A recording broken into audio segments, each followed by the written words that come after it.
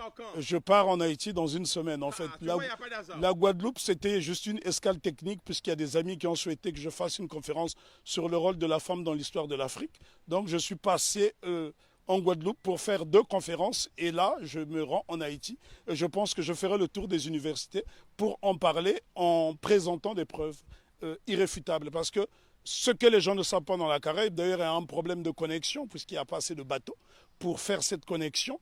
Et si je pense qu'il y avait cette possibilité de se rendre dans différentes îles, le mépris des Haïtiens serait tombé à l'eau.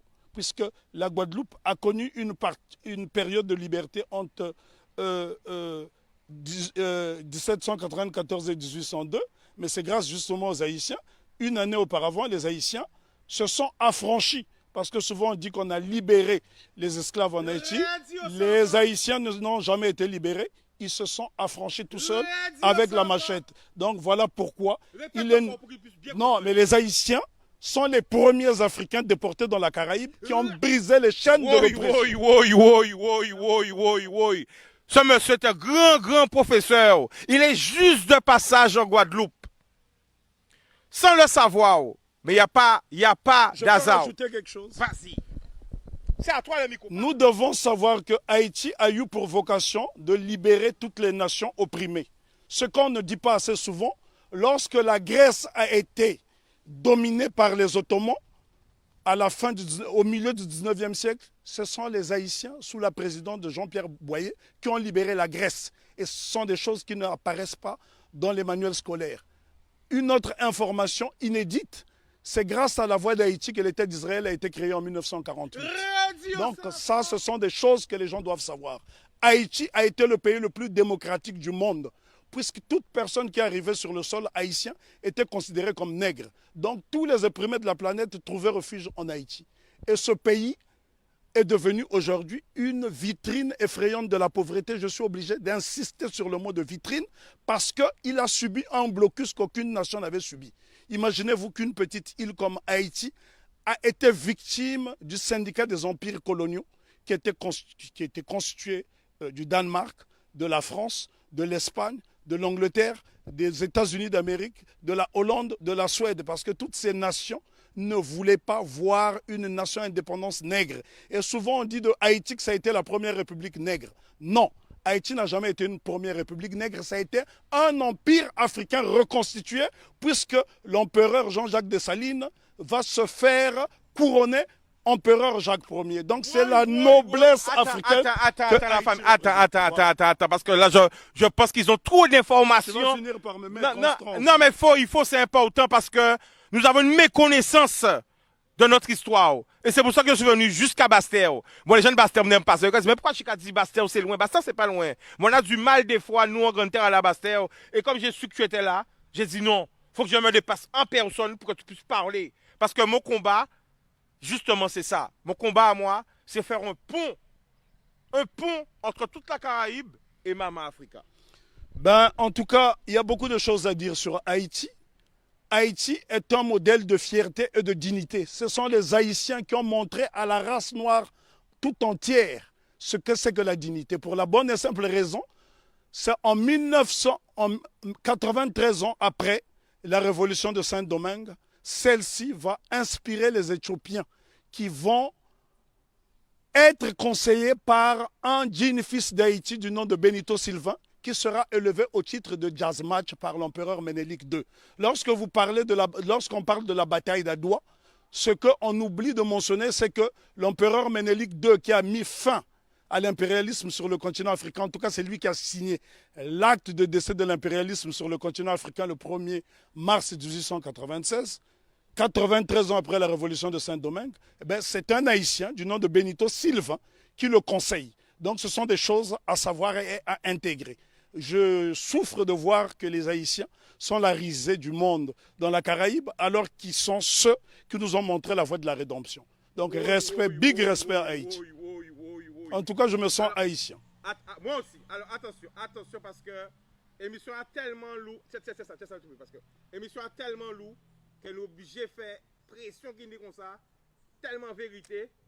Oui, à mon avis, c'est vérité dérangée. Il y a des mauvais esprits qui sont en train de pénétrer la Caraïbe. T'inquiète pas, on va arranger tout ça.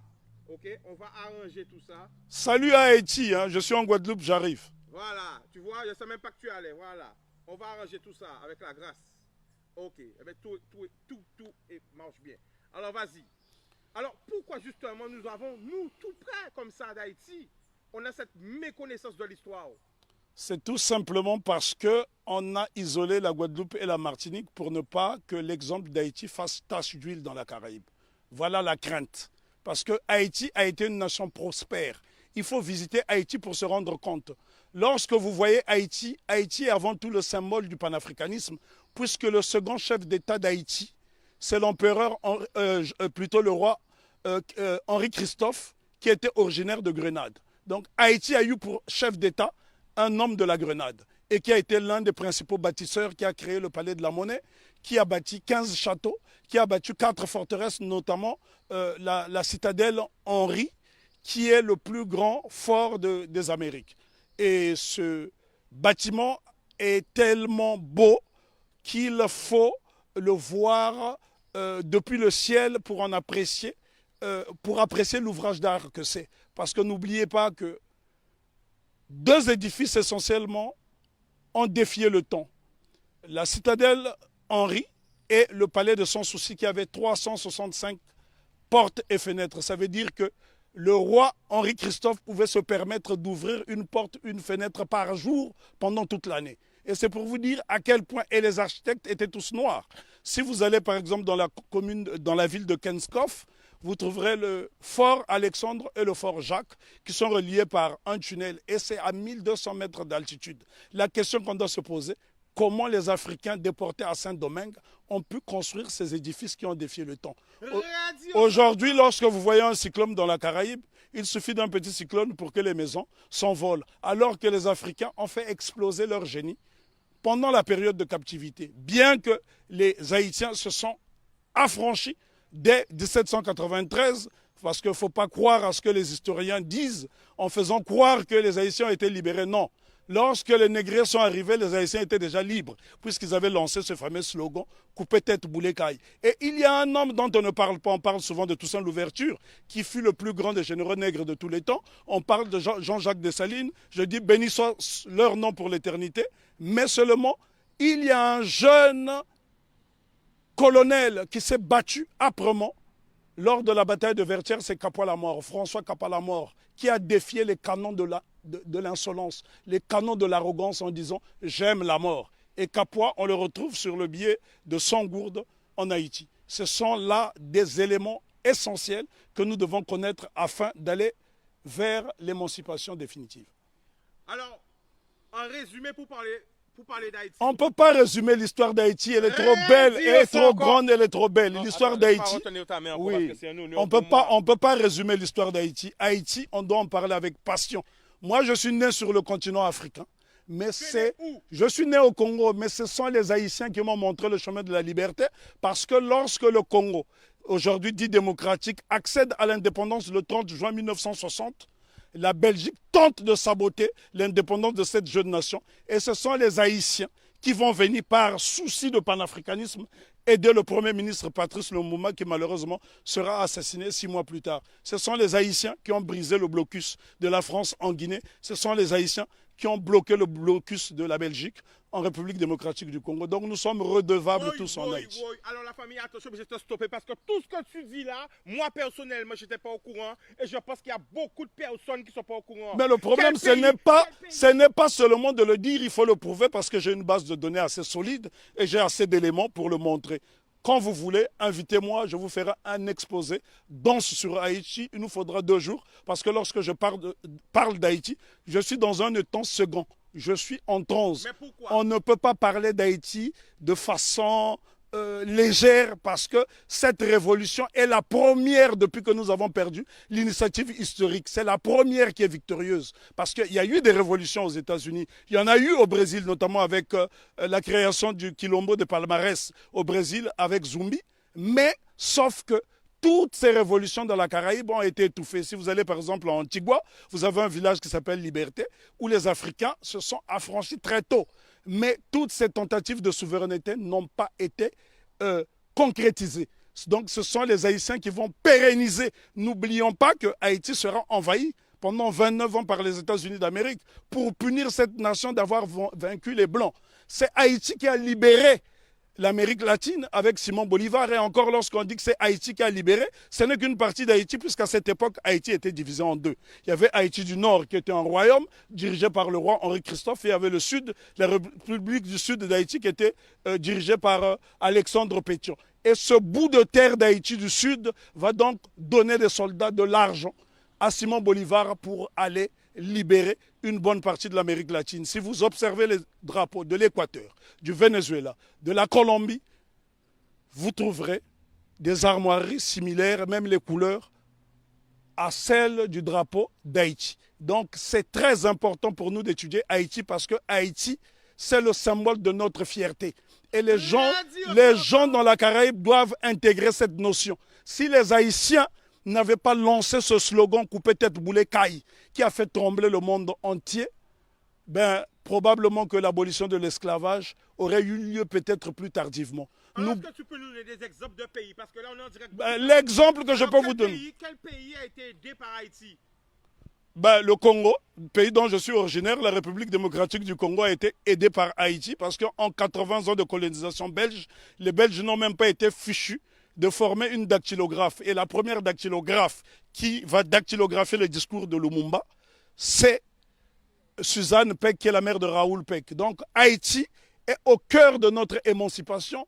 Haïti a aidé l'Éthiopie, Haïti a aidé la Grèce de se libérer. Là, je vous parle de l'Europe. Haïti a aidé la Guinée. Haïti a toujours été au cœur de notre lutte.